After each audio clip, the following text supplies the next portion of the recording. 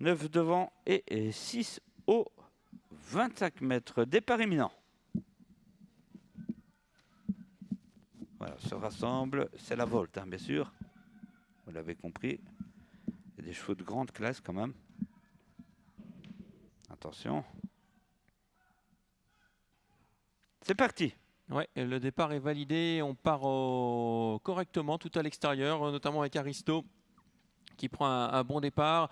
Au deuxième poteau, on est bien parti avec Bogama notamment qui va essayer de refaire assez vite son handicap. Gustafsson est parti assez lentement. Il est en 6-7e position. Non, il vient, Gustafsson, pardon, le numéro 3. Il vient en tête devant Aristo qui était le mieux parti. Donc.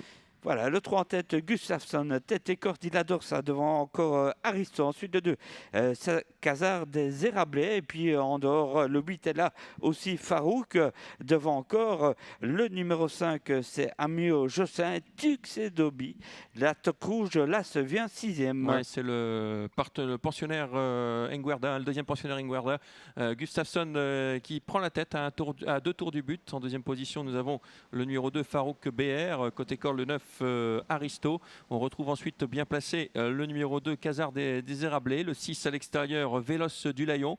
Ensuite, nous avons le 7 Hélas, c'est-à-dire Hudson River à l'extérieur, Tuxedo Bilas un peu plus loin.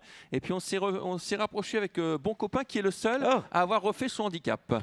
La faute du 8, Farouk disqualifié 5-13 et peut-être le 8 dans quelques instants, mais ce n'est pas encore fait.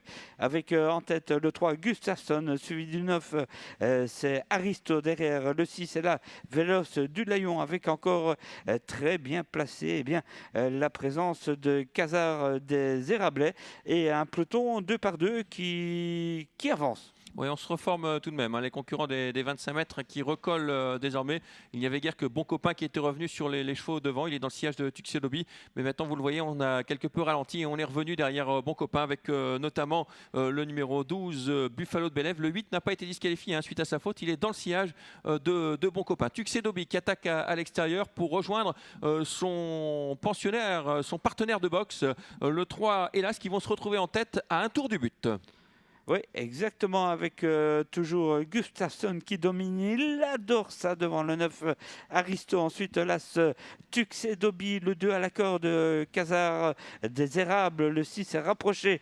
Vélos du Layon devant le 14. Bon Copain qui est excellent, 7e pour l'instant.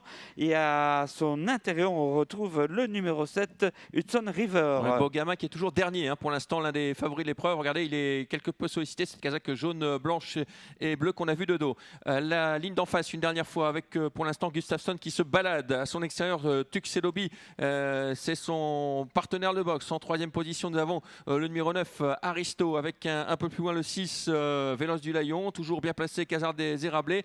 On tarde à revenir de l'arrière avec le numéro 7, Hudson River, qui est calé le long de la corde. Et pour l'instant, ça ne revient pas de l'arrière. Ah, ça va très très vite, hein. Même si Réel Datum n'arrive pas à se rapprocher. Dernier tournant, Gustafsson devant l'As, Tuxedobi, ensuite le 9 et puis le 6, c'est Vélos du Layon. Et derrière, il y a encore Casar des Érablés, le numéro 2 devant le numéro 7, Hudson River. Ouais, c'est une promenade de santé pour le grandissime favori de cette épreuve qui va sans doute s'imposer avec Gustafsson qui s'est débarrassé de l'opposition dans le tournant final. Attention, numéro 6, Vélos du Layon qui doit fournir son effort maintenant, qui finit fort en pleine piste. Vélos du Layon qui vient fort et avec Gustafsson qui a un peu de mal pour finir, avec toujours Gustafsson qui semble avoir course gagnée. Vélos du Layon est assuré de la 2e place désormais, la 3e place pour le 9, Aristo, et la 4e place pour l'As Tuxedobi devant le 7, Hudson River. La classe a fait la différence. Gustafsson, le 3 s'impose devant le 6, Vélos du Layon.